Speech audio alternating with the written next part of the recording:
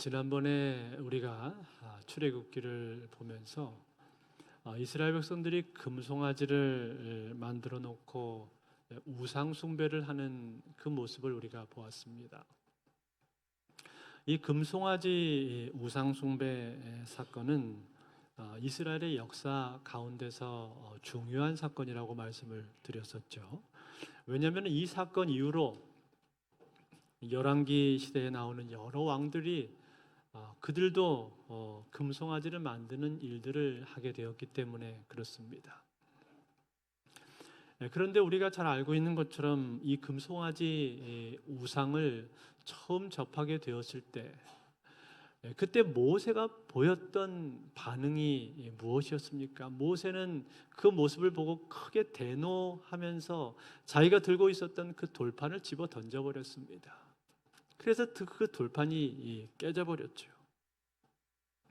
여러분, 이 돌판이 무엇입니까? 이 돌판은 십계명입니다. 하나님께서 친히 만드셔서 거기다가 기록을 해주신 십계명이었단 말이에요. 즉 이스라엘 백성들이 앞으로 어떻게 살아가야 할 것인가, 거기에 대한 구체적인 지침을 알려주신 것인데 그것이 깨져버린 것입니다.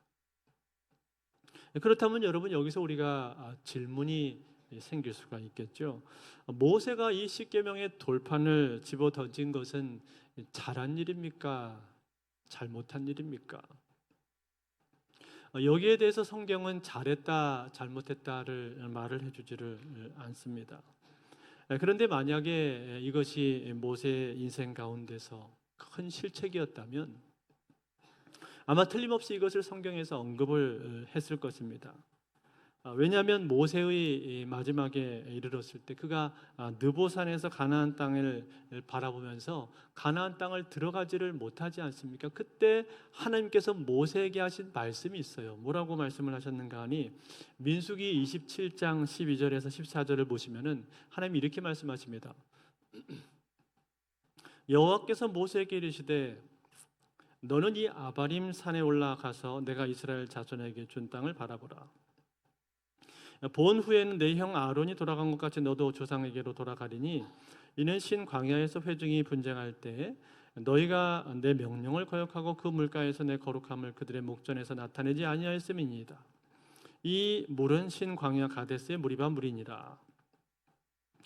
자, 이게 무슨 말입니까? 가데스 무리바의 물 사건, 즉 광야에서 이스라엘 백성들이 목말라 죽을 것 같은 그러한 상황 가운데서 불평하면서 서로 다투고 원망을 하고 있으니까 하나님께서 그때 모세에게 너는 반석을 명해서 물을 내라, 그렇게 말씀을 하셨단 말이에요. 그런데 모세가 여기에 대해서 이 일을 행하기는 행했는데 그냥 말로 반석을 명해서 물을 낸 것이 아니라 어떻게 했습니까? 자기가 들고 있는 지팡이를 가지고 그 반석을 2번을 세게 내리쳤단 말이죠. 그 모습을 하나님께서 보시면서 네가 나의 거룩함을 나타내지를 않았다라고 그렇게 지적을 하셨습니다. 즉 분노를 그가 폭발을 시켰기 때문에 지도자로서 하나님의 거룩한 성품을 드러내지 못한 것에 대해서 하나님께서 책망을 하시면서 너는 이 일로 인해서 가나안 땅에 들어가지를 못할 것이다. 여기서 죽게 될 거다. 그렇게 말씀을 하셨단 말이에요. 이처럼 모세의 실책에 대해서 하나님께서는 지적을 하신 적이 있었습니다. 그런데 여기 지금 이 본문에서는 그런 내용이 나오질 않는단 말이에요. 그래서 한편으로는 이 모세가 행한 일을 하나님께서 의로운 분노로 받아주신 것이 아닌가 하는 생각을 해보기도 하고, 또 한편으로는 그래도 그렇게 해서는 안 되는 것 아닌가 그런 생각이 들기도 합니다. 그렇지만 여러분, 결과적으로는 어떻게 된 거예요? 결과적으로는 돌판은 깨진 것입니다. 돌판은 없어요. 이 세상에 단 하나밖에 없는 유일한 돌판인데, 그것도 하나님께서 친히 만들어 주시고 거기다가 기록을 해주신 유일한 돌판인데 그 돌판이 이제 사라져 버린 거예요. 자, 이런 상황 가운데서 이것이 지금 현재 상황인데 그 상황 가운데서 오늘 하나님께서 모세에게 뭘 명하십니까? 1절에 보시면은 이렇게 말씀하십니다. 1절을 우리 같이 한번 읽어볼까요? 같이 한번 읽습니다. 시작. 여호와께서 모세에게 이르시되 너는 돌판 둘을 처음과 같이 다듬어 만들라. 내가 깨뜨릴 처음 판에 있던 말을 내가 그 판에 쓰리니. 자, 뭐라고 하셨습니까? 돌판 둘을 처음 것처럼 다시 다듬어서 만들어라, 그렇게 말씀을 하셨죠. 여기 처음 것처럼 이라는 말은 하나님께서 처음에 만들어 주셨던 그 돌판처럼 그 돌판의 크기와 모양하고 비슷하게 그렇게 만들라고 말씀을 하신 겁니다. 그러면 하나님이 어떻게 하신다고? 거기다가 내가 새겨주겠다 말씀을 하신 거죠. 그런데 여러분, 처음에 그 돌판하고는 차이가 있는 것이죠. 어떤 차이가 있습니까? 처음 그 돌판 하나님이 만들어 주셨는데 이번에는 하나님 만들어 주지 않는 거예요. 모세가 직접 만들어야 되는 거예요. 모세에게 네가 직접 깎아서 만들어야 된다, 그렇게 말씀을 하셨단 말이에요. 여러분, 하나님께서 이렇게 하시는 이유가 뭘까요? 돌판 만드는 게 귀찮아 가지고 지금 하나님이 그러시는 겁니까? 그럴 리가요. 하나님 말씀 한마디만 하면 얼마든지 이 돌판쯤이야 수도 없이 많이 만드실 수가 있는 분이신데, 그런데 하나님께서 지금 이렇게 하시는 이유가 뭐예요? 그것은 어쨌든 이 돌판을 집어던진 당사자가 모세잖아요. 모세가 집어던졌기 때문에 거기에 대한 책임이 있는 겁니다. 네가 던져서 깨뜨렸으니까 네가 스스로 만들어라 라고 하시면서 책임을 지게 하시는 거죠. 아마 모세는 이것을 자기가 깎아서 돌판을 만들면서 많은 생각들을 그가 했을 것입니다. 아무래도 처음에 하나님께서 주셨던 그 돌판에 비하면 신성함이 떨어진다고 생각할 수도 있겠죠. 처음에 돌판은 하나님이 만들어서 주신 것인데 이거는 자기가 지금 돌을 쪼고 이게 다듬어서 지금 만들고 있는 것 아닙니까? 또 자기 스스로는 하나님 앞에 의로운 분노를 나타냈다고 생각할지 모르지만, 그러나 어쨌든 지금 하나님의 돌판은 없는 거예요. 그 돌판이 깨진 것에 대해서 후회스러운 마음, 안타까운 마음이 그의 마음속에 들었을지도 모르겠습니다. 어쨌든 지금 그는 다시금 돌판을 만들어야 되는 상황이 된 겁니다. 돌판을 만들고 있는 거예요. 자, 이렇게 해서 준비를 다 한 다음에 아무도 함께 오르지 말고 너 혼자만 올라와라, 하나님 말씀을 하셨습니다. 그 말씀 그대로 순종해서 모세는 혼자 산으로 올라갔는데, 그때 하나님께서 뭐라고 하십니까? 중요한 한마디의 말씀을 하나님이 하십니다. 그게 오늘 5절과 6절에 나오는데요. 5절과 6절 우리 같이 한번 보겠습니다. 같이 읽습니다. 시작. 여호와께서 구름 가운데서 강림하사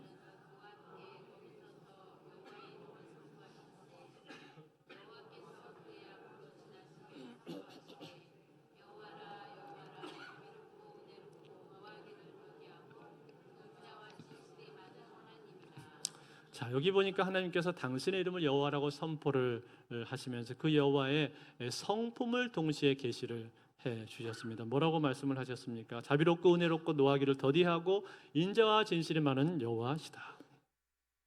그렇게 하나님께서 당신의 성품을 이스라엘에게 계시를 해주고 계시단 말이에요. 여러분, 자비롭다라는 말은 무슨 뜻입니까? 이 말의 원어적인 의미는 태입니다. 태가 뭐예요? 엄마 뱃속에서 아기를 감싸 안고 있는 것이 태죠. 그 태처럼 부드럽다는 뜻이에요. 마치 그 태로 아기를 감싸 안고 있는 것처럼 그 어머니의 마음처럼 하나님께서 우리를 그처럼 부드럽게 그런 자비심을 가지고 우리를 대하신다라고 말씀을 하신 겁니다. 신약 성경으로 말을 하자면은 스프랑크 니조마이라는 헬라어 단어인데, 이 단어는 예수님께서 무리를 바라보시면서 목자 없는 양과 같이 고생하며 유리하고 있는 그 백성들을 볼 때 예수님께서 그들을 불쌍히 여기셨다, 민망히 여기셨다 할 때 썼던 바로 그 단어입니다. 즉 그처럼 하나님께서 우리를 보실 때 불쌍히 바라보시고 그리고 자비롭게 여겨주신다라는 거예요.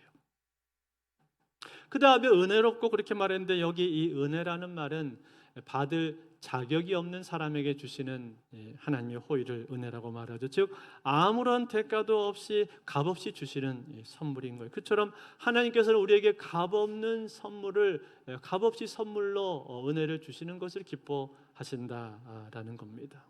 그러한 성품이 나타나고 있는 것이고, 그 다음에는 노하기를 더디하고 그렇게 말했습니다. 하나님의 분노라는 것은 사람들의 죄로 말미암아 생기는 것인데, 그런데 그 죄에도 불구하고 하나님께서는 쉽게 분노하지 않고 오래 참고 오래 기다리신다라는 거예요. 그리고 그 다음에 나오는 말은 뭐예요? 인자와 진실이 많은 하나님이시라. 인자는 헤세드라는 단어인데요. 이 헤세드는 일반적인 사랑보다도 더 깊은 의미의 사랑을 말합니다. 즉 언약적인 사랑, 변함없는 사랑, 마지막 끝까지 밀고 나가는 사랑을 말을 하고 있는 거예요. 이러한 사랑이 하나님께서 우리를 향해서 가지고 계신 사랑이다라는 거예요. 그거를 드러내 보여주고 계신 거예요. 그리고 진실이 많다라는 말은 하나님 온전히 믿고 따르고 신뢰할 수 있다라는 뜻으로 하신 말씀입니다. 자, 여러분, 이것이 출애굽기 34장에 나와 있는 하나님의 성품인 것입니다. 그런데 여러분, 이 하나님의 성품은 여기 출애굽기에만 나와 있는 것이 아니라 그 이후에도 성경의 많은 저자들에 의해서, 성경의 많은 저자들이 하나님의 성품을 언급을 할 때 여기 나오는 이 출애굽기 34장의 구절들을 인용하는 것을 우리가 많이 볼 수가 있습니다. 대표적으로 다윗이 대표적인 인물인데 그가 시편을 쓸 때 보면은 그가 시편 가운데 이 구절을 자주 인용을 해요. 시편 145편 8절에 보시면은 여호와는 은혜로우시며 긍휼이 많으시며 노하기를 더디하시며 인자하시며 크시도다, 이렇게 그가 고백을 했고, 또 시편 85편 15절에도 보니까 그러나 주여 주는 긍휼히 여기시며 은혜를 베푸시며 노하기를 더디하시며 인자와 진실이 풍성하신 하나님이시오니, 이렇게 말하면서 출애굽기 34장에 나왔었던 그 하나님의 자기 계시를 그대로 인용을 하고 있다라는 거예요. 이처럼 이 구절이 중요한 구절이라는 거예요. 오늘 하나님께서 모세를 향해서 계시하고 계신 그 구절이 중요한 구절로 이후에도 계속 성경에서 쓰임을 받고 있다는 거예요. 그런데 여러분, 이 구절 말고 그 다음에 나오는 구절을 보게 되면은 또 이것하고는 전혀 상반이 되는 듯한 그런 느낌을 받는 구절이 나오는 것을 볼 수가 있습니다. 출애굽기 34장 7절인데요. 7절 노래 한번 같이 읽어볼까요? 같이 있습니다. 시작. 인자를 천대까지 베풀며 악과 과실과 죄를 용서하리라.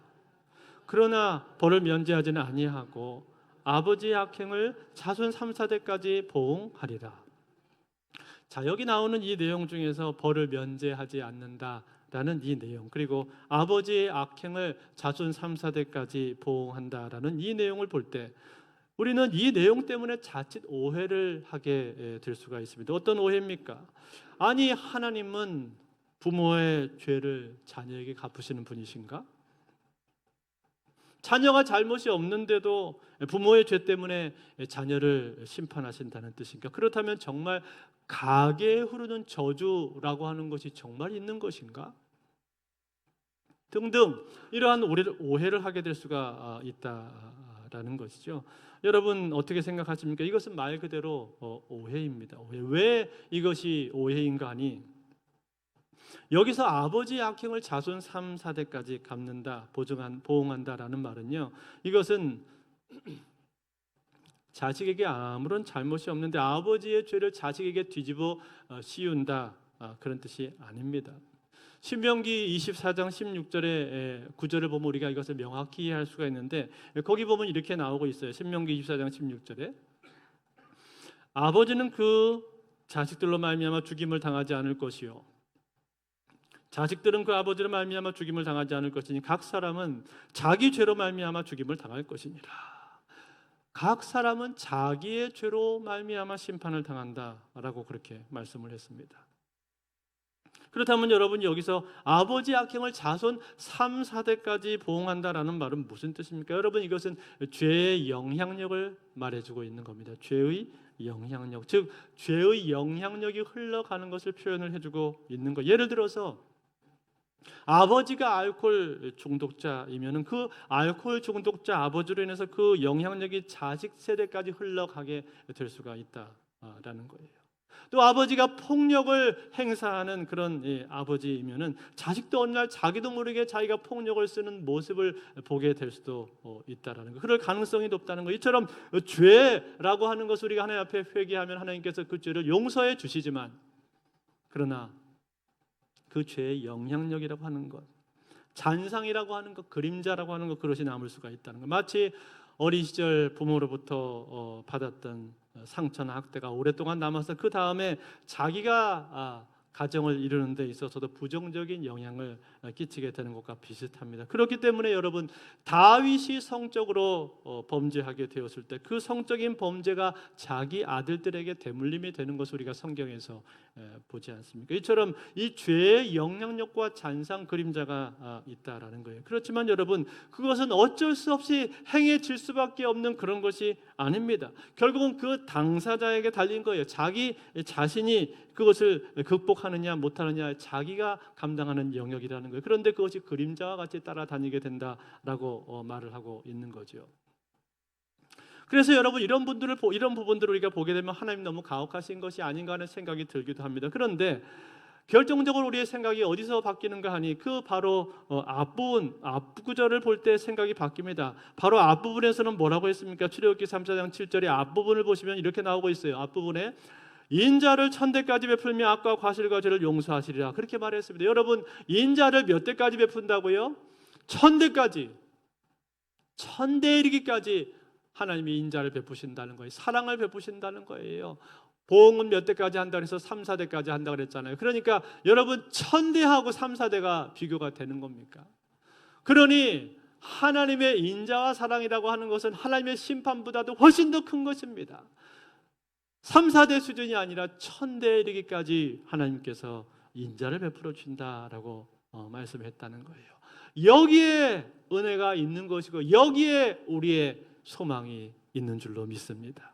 사랑하는 성도 여러분, 하나님은요, 보응하는 것은 짧게 하시고요, 우리의 삶을 향해서 인자와 사랑을 베풀어 주시기는 길게 하시는 분이시라는 거예요. 1000대까지 우리의 삶의 인자를 베풀어 주신다는 거예요. 그러니 여러분, 그 하나님의 사랑은 얼마나 큰 것입니까? 1000대라는 말은 사실은 다른 말로 바꿔서 말하면 영원이라는 뜻이에요. 영원히. 영원토록 우리를 향해서 사랑하신다는 뜻입니다. 그 하나님의 사랑이 무궁하다는 것을 우리에게 보여주고 있다는 거예요. 그렇다면 여러분, 오늘 여기 계시된 이 하나님의 성품, 이 하나님의 성품과 그 앞에 나와 있었던 십계명의 돌판하고는 도대체 무슨 상관이 있는 겁니까? 왜 두 번째 돌판을 만들어서 오라고 하시면서 이러한 하나님의 성품에 대해서 계시를 하고 계시는 이유가 도대체 뭐냔 말이에요. 그것은 바로 여러분, 이러한 계시가 이 두 번째 돌판의 성격을 규정을 해주고 있기 때문에 그런 거예요. 이게 무슨 말이에요? 여러분, 십계명, 그러면 십계명이 뭡니까? 십계명은 율법이죠. 그런데 우리는 율법하면은 보통 뭐가 떠올라요? 딱딱한 것, 얽매이는 것, 틀에 가두는 것, 그런 것들이 생각이 나죠. 그렇지만 여러분, 본래 율법이 가지고 있는 취지는 무엇입니까? 율법에는 본래는 하나님께서 가지고 계신 마음이 있는 거예요. 하나님의 마음이 율법 안에는 담겨 있다, 그런 말이에요. 즉, 하나님께서 이스라엘 백성들과 언약 관계를 맺어서 당신의 백성을 삼으셨는데 그 백성들이 앞으로 어떻게 살아가야 할 것인가, 어떻게 사는 것이 과연 하나님 뜻대로 사는 삶이고, 어떻게 사는 것이 가장 좋은 삶이고 가장 유익한 삶이고 가장 복된 삶인가, 가장 행복하게 살 수 있는 길인가, 이것을 알려주고 계시다라는 거예요. 말하자면 일종의 삶의 이정표 내지는 매뉴얼과 같은 것이 바로 율법이다라는 거예요. 그러니까 여러분, 율법이 없으면 우리는 사실은 바른 길을 찾기가 어려운 것이죠.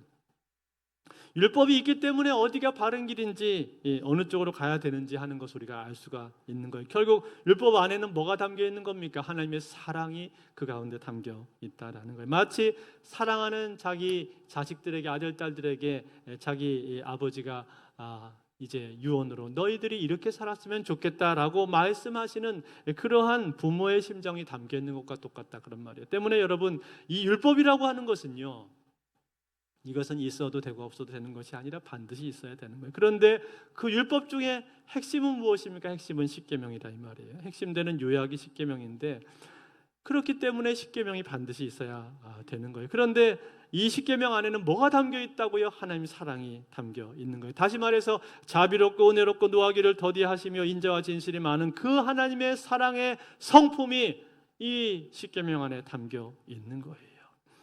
그래서 지금 이 십계명을 깎아서 오라고 말씀을 하시면서 여기에 하나님의 성품을 같이 하나님이 언급을 해주고 계시다는 거예요. 사랑하는 성도 여러분, 이것이 바로 십계명인데 이처럼 중요하기 때문에 하나님께서는 이 돌판을 이스라엘에게 다시금 주기를 원하셨습니다.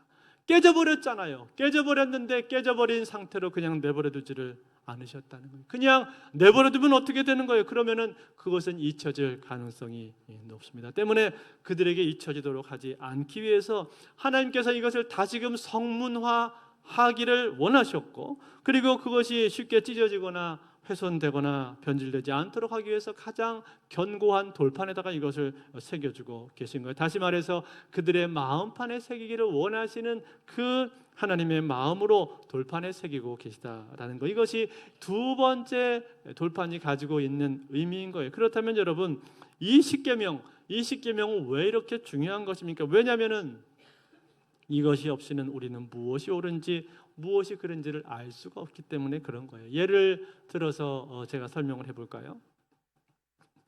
여러분, 사람을 죽여서는 안 된다, 살인, 이 내용에 대해서 대부분 사람들은 다 동의를 합니다. 이것은 하나님께서 인간에게 기본적으로 심어두신 양심이 있기 때문에 그 양심에 의해서 사람을 죽이면 안 되고 사람을 죽이는 것은 나쁜 일이라는 걸 대부분 사람들이 다 압니다. 그래서 태초에 살인이 일어났었던 가인과 아벨의 현장을 보게 되면 가인이 이 일을 해서는 안 된다는 사실을 알고 있어요. 그럼에도 불구하고 이를 감행을 한 거예요. 그리고 나서 그가 숨지 않습니까?